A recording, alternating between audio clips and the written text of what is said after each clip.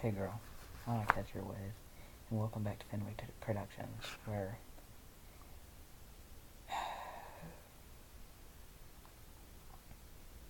I don't know. I had to film 2 videos today because I felt like I just needed to. I felt like you guys deserve to get 2 videos out today, and I was just kind of bored. 10:35, and I'm not tired, so might as well get another video in there. Chapter 19. No turning back. Rhoda watched as the 2 friends began walking away together. She remained hidden until she was certain the 2 of them were out of earshot. Then she slowly crept out of the bushes she was hiding in and looked into the direction they were going. What are you 2 up to? She asked herself. Maybe they're going to meet Apple and introduce them to Scott? Whatever the case may be, I need to follow them. It's maybe the only chance I needed to meet them. And that was unintended dialogue. That was unintended. That was unneeded dialogue. I feel like did you need to say that to yourself, or did he need to write that in? Like, I don't know. Maybe it's just trying to get the story to or the chapter to 1,000 words or something. You feel me? Then she began brushing debris from the brush off her coat with her hose. Then she began following them in. However, she only took a few steps forward before she was unable to move. Uh-oh. She got to get weight. I'm just kidding. I shouldn't have made that joke. Okay. I'm about to get somebody's about to get really mad in the comments or something. She tried to go forward, but something had caught onto her tail, preventing her from moving. Thinking it was a branch from the bush, she tugged on it, hoping that it would break free from its root. However, no matter how hard she tried, the branch wouldn't budge. She stopped trying to tug it free and began to feel pain in her flank or ass, letting out a frustrated groan. She turned her head to her backside, ready to buck at the branch to let her go. Unfortunately, when she looked behind her, her heart froze an instant and her eyes went wide. Her tail wasn't caught on the branch, but instead it was being held down by the orange pony standing behind her. Already could only stare. The look on Apple's face became one of annoyance and anger. Her eyebrows were furrowed, and there was a frown across her mouth.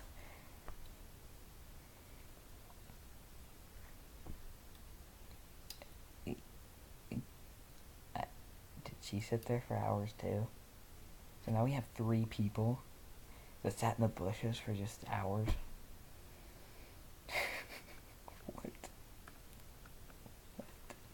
What is this? Nervously, her small feeling sweat drop began to form on the back of her neck. Her heart began to race as her mind began fishing for something to say. Finally, she said with a nervous tone, "Hey, how are you?" Dear Pony said nothing, as her eyebrows furrowed more than they already were. Disregarding what you said, she asked, "What the hell do you think you're doing?" "No, nothing," she said. She played with calling me. I was just, going for a stroll into town, nothing important, Yeah, every time I go into a stroll into town, I just chill in the bushes for a few hours. It's a needed stop, You feel me? Sure. It just so happens you're following your sister and snooping around in her private business again. Oh, no. Oh, no. I had to do 3 no's there.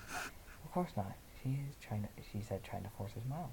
I mean, it is convenient that she was heading my way, but save it, Verity, she interrupted. Y'all been following her since you left the boutique. I know, because I've been following you, and I saw you hide in the bushes walking like the hawk the whole time. So that means you were snooping in her private business. So basically, you stick to her level. Nice. That's nice. Defeated, Lily hung her head, not saying a word. I mean, I guess, in a way, sometimes you gotta do the wrong thing to do the right thing. You feel me? Y'all promised me you wouldn't do that anymore. Pony continued. I told you that I'd let the first time slide, but not this time. You're gonna go back to the boutique of this incident and leave your sister alone. You hear? Immediately, Marie said, "I know, I promise, I'm really sorry, but I just needed to know." She just pulled out of the door and didn't even tell me where she was going. Please, author, just at least let me see where she is. I'm sorry, but no means no, she interrupted. I think you've done enough snooping. I went to generosity. What, I still don't understand what this element shit means. Okay, I don't really want to either. I don't care. It's not worth anything to me. I'm just gonna forget it tomorrow. So, like, you don't have to tell me. Because I don't care. I told you before. She'll tell you when she feels ready. Now go home before I drag you there myself. Really a little defeated again. She knew she stood no chance to get her off this toy. Even though she considered running from the moment she released her tail, it only makes it work her matter than she already was. Not to mention that she was much faster at running than her. She'd catch up to her in an instant. Fine, she said in annoyance and disappointment. You won't pull my tail now, Arthur. She lifted her hard tail. Come on, I'll walk you back.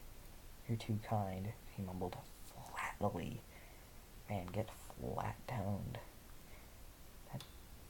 That didn't make sense. As she led two of them began to go back to the boutique. Cheer up, Sugar Cube, I said, Aldo. Smile face. I'm sure she'll tell you about it when she comes back. She's probably just hanging out with her friends is all. She said nothing. She turned her head and looked in the direction that the people was heading.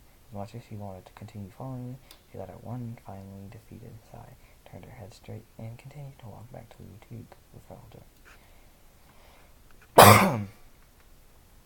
She and Spoo continued to make their way down the dirt path together, heading for the crowd and beautiful acres.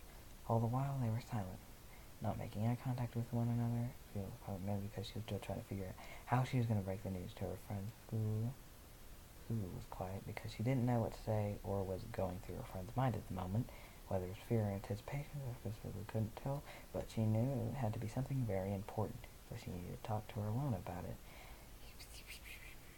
After several minutes of silence, the two of them passed the main area of the Lakers continued to the club house. As soon as they were past the bar, he was hard to break the ice. So you're really starting to scare me. Why would this be scary? You scared she's gonna like lead you to some weird ass shit? She said as she continued to ride her scooter. Sorry, so you barely said 2 words since we left town. It's really creeping me out. What is this all about? Her heart sweat beginning to form on the back of her neck. She didn't want to tell her until I got there. I'm not intent on finding out now. She had to think of something fast. It's kind of a 3 A's secret. She's standing, not looking at her friend. You know, just between us. You know something strange. You know something? You've been acting strangely lately. Especially since it was caught telling you came in the picture, she said, hoping to get something from her. Does he just have something to do with him? I'll tell you when I get there, she said quickly, directing her attention to the road up ahead. When she did, she went her already, sorry, I had to yawn, fast heartbeat sped up even faster than it had before. For 2 moments away from the clubhouse, she hadn't come up with a single way to tell Sue the truth. Panic and anxiety beginning to kick in again. The two of them approached the ramp and led into her club. Well, here we are, somewhere nice and private. So she took off her helmet. You mind telling me what's so important you needed to bring you into the flesh place? Yeah, sure, she stammered, but let's go inside first. Why is that important? Just, you're there. And you're in, like, the middle of, like, a forest or something, I think. That's what it's supposed to be like an apple orchard, and those are kind of like forests, if I'm not mistaken. She was walking up the ramp. However, the universe was still not ready to tell her yet. She just needed to quickly devise a way to buy her more time. It didn't take long for a situation to present herself. They went up the ramp coyly and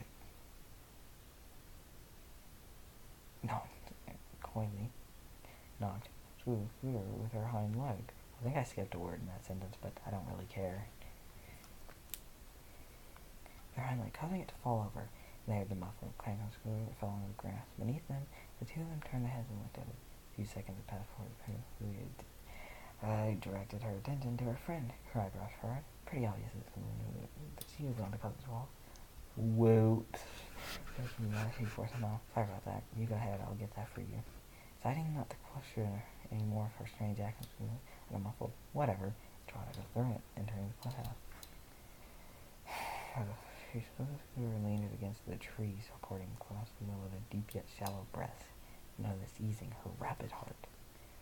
I can't do this, she whispered to herself as she put the helmet on one of the handles.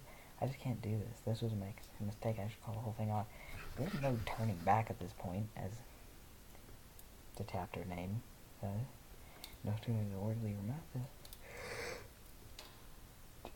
the thoughts of what the Alicorn Princess had said to her the previous night began flooding into her head again. As the words echoed in her thoughts, a small ounce of confidence began to rear her into his mind. Now I have this, she whispered to her.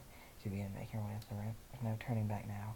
I just have to follow my heart and tell her the truth. I can do this, I hope. With that, she gave one last deep breath and closed her peasant's friend awaited her. We just got cliffhanged, and I don't like it. We got cliffhanged as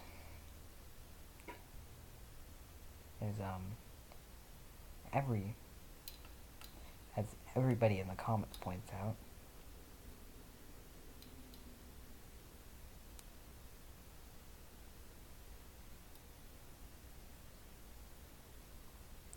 Yeah, there's a lot of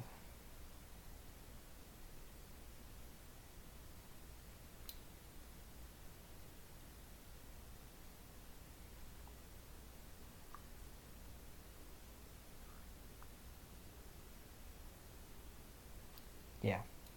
I don't know why I was silent for like a minute there. That was weird. I'm sorry. But yeah, Finway Productions signing out.